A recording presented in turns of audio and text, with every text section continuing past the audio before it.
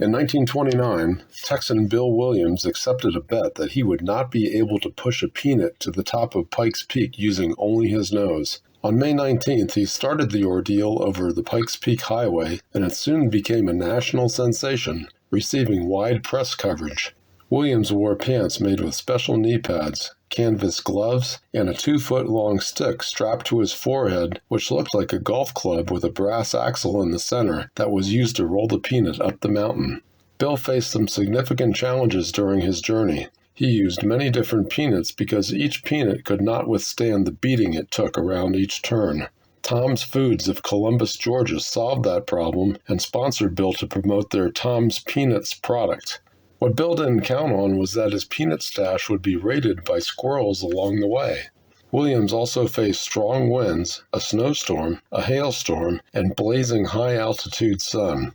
His efforts were suspended for a while due to a knee injury. On the 6th day, he stated peanut pushing was too hazardous, but still, he kept going. Showing his determination, Bill told the press, "I'll push a peanut to the top of that peak no matter what happens. The old mountain will have to send an avalanche or two thundering down its sides if I'm to be beaten." Despite all his challenges, Bill made it to the top on June 10th, using over 100 peanuts and wearing out many pairs of pants and gloves. The Pikes Peak Highway itself is 19.6 miles long and was a dirt road at the time. Newspapers reported that Williams started his journey further away from the Pikes Peak Highway entrance at Rainbow Falls in Manitou Springs. Upon reaching the top, Bill had traveled a total of 22 miles on his hands and knees, setting the bar high for peanut pushers to come. In 1963, Ulysses Baxter was working as a nightclub entertainer in Colorado Springs. Ulysses was a rockabilly singer from Oklahoma and had recorded "Mother, Congratulate Your Son" and "Beautiful Woman" by the time he was only 21 years old. In an attempt to boost his career, Baxter's manager approached him with an idea to push a peanut up Pikes Peak with his nose. Ulysses flatly said no, but his manager was convinced that this attempt would promote his music and provide the possibility of a future film career, all while raising money for worthy causes. So Ulysses reluctantly agreed, and the publicity stunt was set in motion. Instead of the Pikes Peak Highway, this time the peanut pushing route was the 13.5-mile-long Bar Trail, which gains 7,400 feet in elevation from the start. Locals describe this trail as a half-marathon in hiking form. Baxter taped a wooden salad spoon to his nose to use as a scoop and set out on the grueling journey on his hands and knees. Amazingly, he used a single peanut to complete the trip, wrapping and rewrapping the peanut in tape to withstand the beating. After the ordeal, Baxter's knees were badly damaged, and to this day, he says he can feel those harsh memories. During a radio interview, Baxter was quoted as saying, "Motivation is greater than skill or intellect, and I was motivated and determined I was going to do this." At the time, Ulysses thought he was the first person to attempt this crazy stunt. However, a mile from the summit, Baxter learned about Bill Williams' feat 34 years earlier. Baxter was certainly discouraged by the news, but he resolved to complete what he started. Upon reaching the top, Baxter joined the rest of his band members for a historic concert on the summit of Pikes Peak. He was photographed at the top of the mountain in a ceremony where he presented the amazing peanut to then Manitou Springs Mayor Earl Pitcock, and the mayor gifted him a silver spoon engraved with the word Manitou in return. So did all this help his career? It did for a while. Afterwards, Ulysses and his band performed at the Desert Inn in Las Vegas.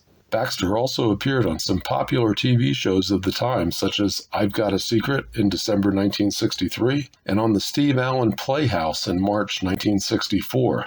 During the Steve Allen episode, Ulysses was joined by comedian Cliff Arquette, known for the character Charlie Weaver, and Steve Allen himself in a peanut-pushing contest down Hollywood's Vine Street.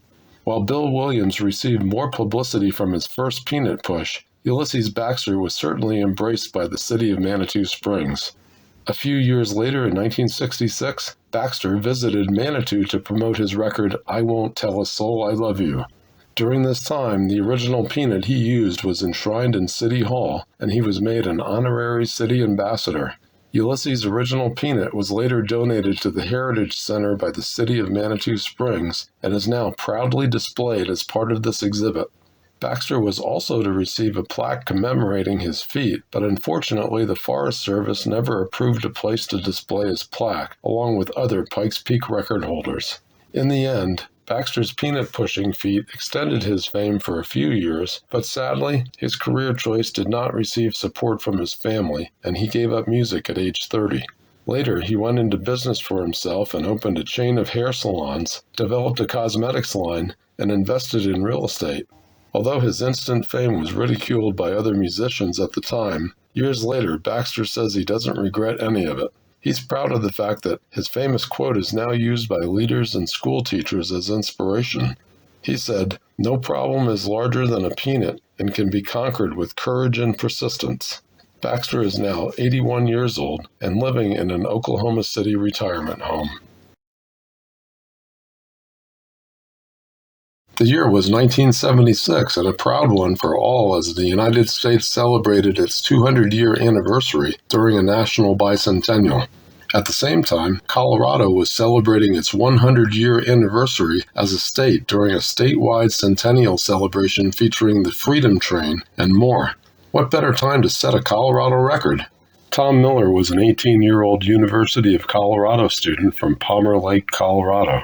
He decided to try and beat Bill Williams' original peanut-pushing record after he learned about it during a history class segment called Fads and Follies. At this point, Tom didn't know about Ulysses Baxter's record set in 1963. Like Ulysses, Tom set out on his hands and knees over the grueling 13.5-mile bar trail. Tom's equipment of choice was very similar to the contraption used by Bill Williams. He used a long, lighter-weight aluminum stick strapped to his nose with headgear. The peanut was attached to a wire on the end of the device so that it could be rolled as it crawled. Tom triumphantly completed the trip in just under 5 days. 4 days, 23 hours, 47 minutes, and 3 seconds to be exact. And he used 39 different peanuts. Amazingly, he had beaten both Williams and Baxter's records. To this day, many people are skeptical about this record time.